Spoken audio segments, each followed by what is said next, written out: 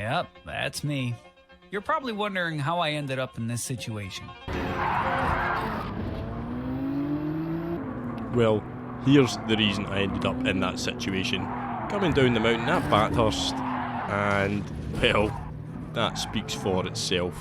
And you can see here, trying to get the car going again, and stuck to the wall. Worth looking at once more in a bit of slow motion, as the pinball physics of Gran Turismo 7 do their best to absolutely cause chaos. So yeah, that kind of summed up my week on Gran Turismo at Bathurst.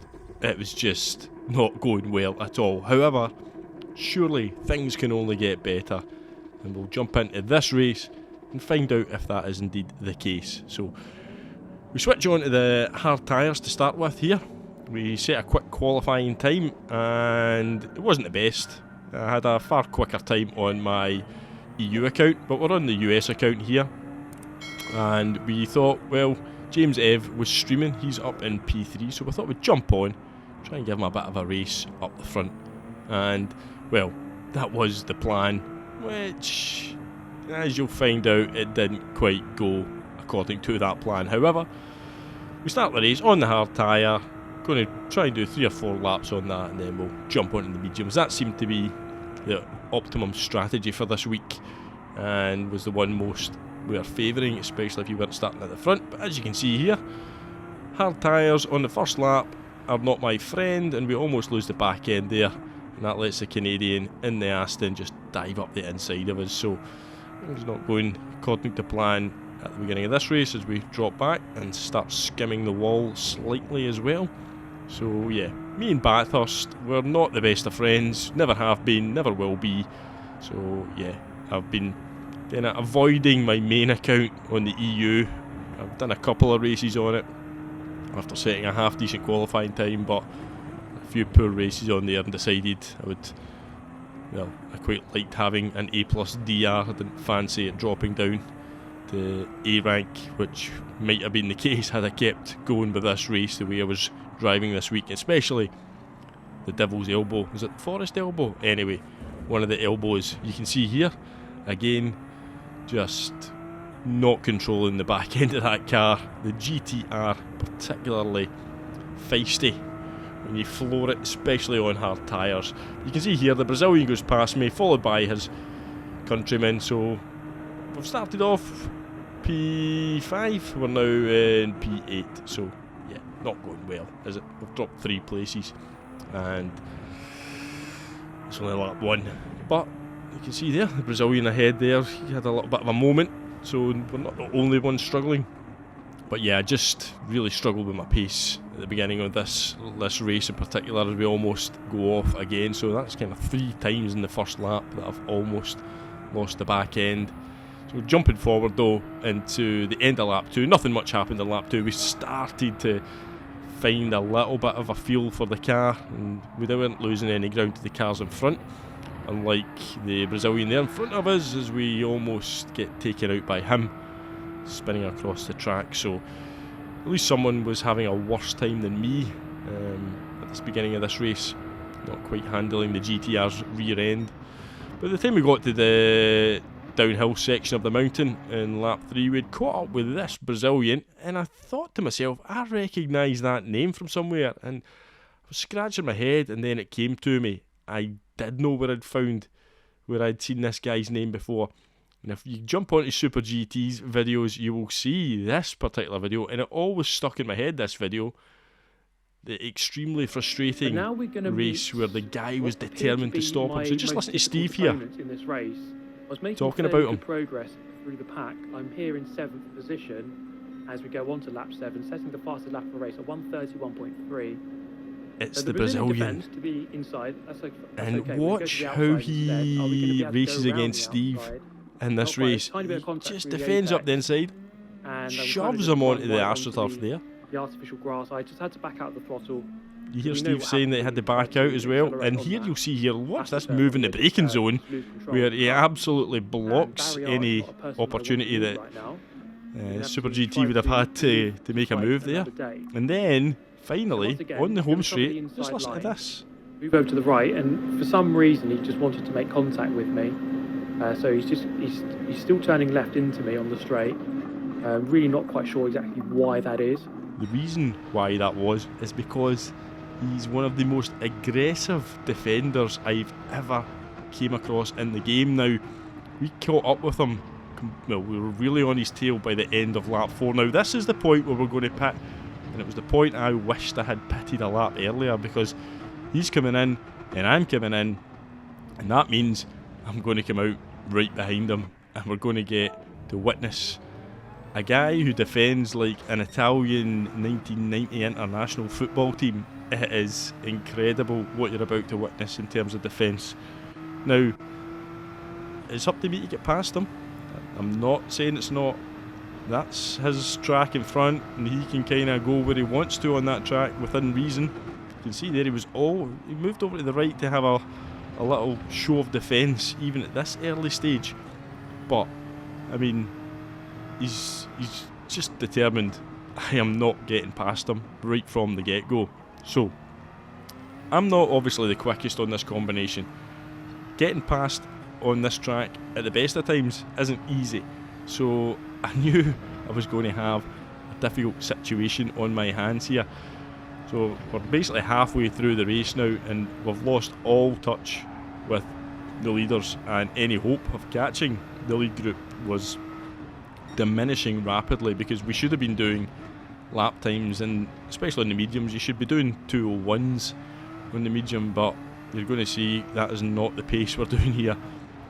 Now, you get down to the elbow here, we'll just call it that because I've forgotten if it's the forest or devil, but we get to the elbow, and coming out of the elbow, the Mustang just had enough acceleration and enough grunt to pull away from it, and on the straight it's not a slouch either. So gaining in the slipstream wasn't easy, but we got down to the bottom, the chase here, I believe that is, and you can see here we're right on the back end of him, and this was to become a theme of this race, because it's one thing catching us, as you can see, that Brazilian that we just went past there, that's the Brazilian who spun out in front of us in lap 4, so he certainly is having a time of it as he goes into the pits finally after 2 spin outs. But yeah, this was to become a theme of catching up with the Brazilian but not necessarily being able to find a way past, and the frustration, although we've only been behind them for 3 laps now, 4 laps, the frustration was beginning to show. You can see there he goes over to the right to defend, and then he'll just move back across slightly, but he's holding his inside line there, but he's basically setting his stall out from the beginning to say he's not interested in sort of getting round this track as quickly as possible. He's just maintaining his position, and he's happy with his P5, and he's certainly not going to let me past. I believe that is his mindset at this point, and that's fair enough. Everybody can race however they want. You're not necessarily, trying to catch the guy in front. If you don't think you can catch the guy in front, you just may want to defend what you have and hold your lead. But here we come down the mountain, and this was the point of the lap. Every single time I seemed to catch right up with him, because clearly that little tricky mountain section wasn't his best friend, just like the way this section is not my best friend. I'm so bad at coming out of that hairpin at the elbow.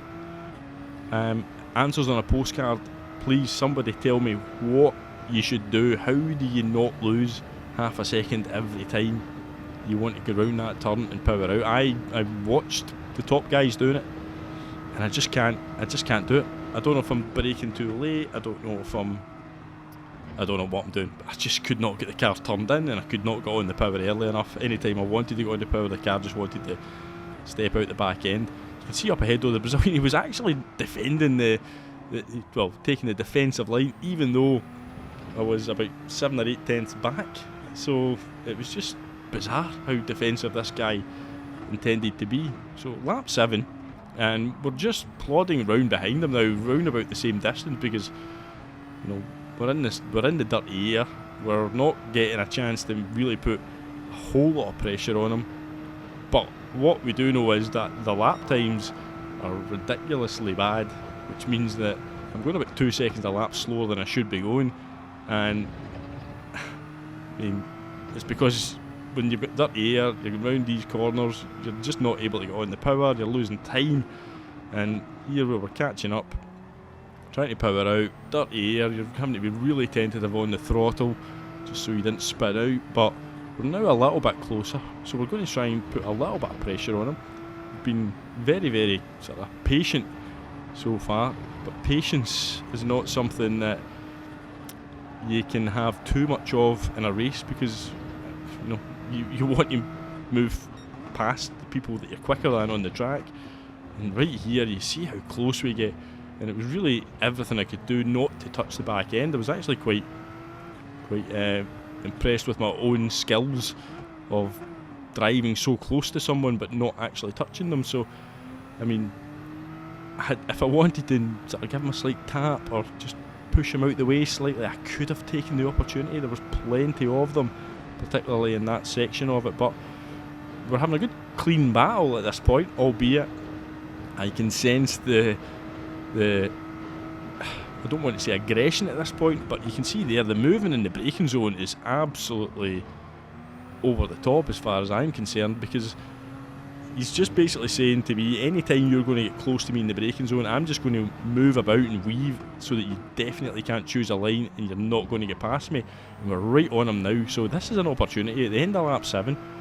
Maybe we can get something done here, because this is as close as we've been coming out of this section. It was a slightly quicker lap time, so see he's defending in there, so we're going to get a better run out of the turn 1 here. And now this is a real chance, because we're in the slipstream. We're going to go right up behind him and we're going to pull out. However, the Mustang is not slow on a straight, so he's got a chance to take us all the way to the braking point. Now, get the braking point there, just that little touch there, just drove over, nudged into me a little bit like he did to Super GT in his video, and it just unsettled the car, because I was planning on maybe braking late and trying to go around the outside, but that was just not possible because he nudged me. I could feel the car was unsettled, and I knew that I had missed the braking point with that, so I had to really just slam on, back out, and just avoid putting myself into the wall. So he's very, very subtle with his defence in terms of the aggression and the perhaps over-aggression. Those little taps, they're all very, very, very subtle, but they all make a difference, and they all make it very, very difficult to get past somebody if they're willing to touch you just at that point of the braking. But this is lap 9 now, and I'll be honest with you, just like the Super GT video, if you watch that, you'll hear him say his patience was just running very, very, very thin.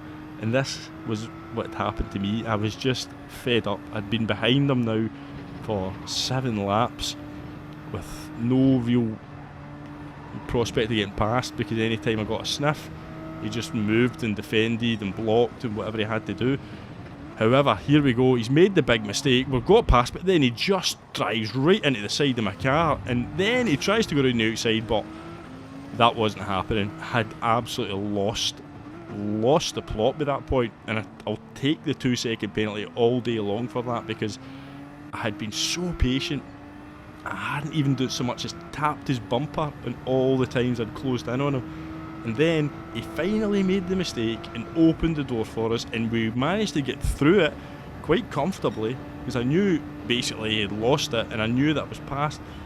But he just turned right across the track, deliberately into the car so that he would hit me as I went past. He knew I was there, he knew what he was doing, and that just almost put me into the wall. I had to get right off the accelerator, I lost all momentum. He got back on the power, he was going to hold the inside line all the way down to the elbow, and he was going to get onto the straight in front of me and then block weave. I just knew he would, as soon as he got back past me, I wouldn't be able to get back past him. So that's why I thought, no, if you're not going to give me the space or the courtesy or the respect after this long, after how many laps I've sat behind you, then nah, I'm not getting past. You're not getting back past me without the same sort of treatment that you gave me. So you'll see in the replay, which we're going to show you in a second, because in the lobby chat I was just waiting for him to say something. I was just absolutely positive he was going to say something about it. So we were waiting to see what he was going to say, and we were getting ready to type a little message basically saying, after all that and you decide to put me in the wall, But there you go. He says thanks for the clean race a couple of times, sarcastically. So here's the replay.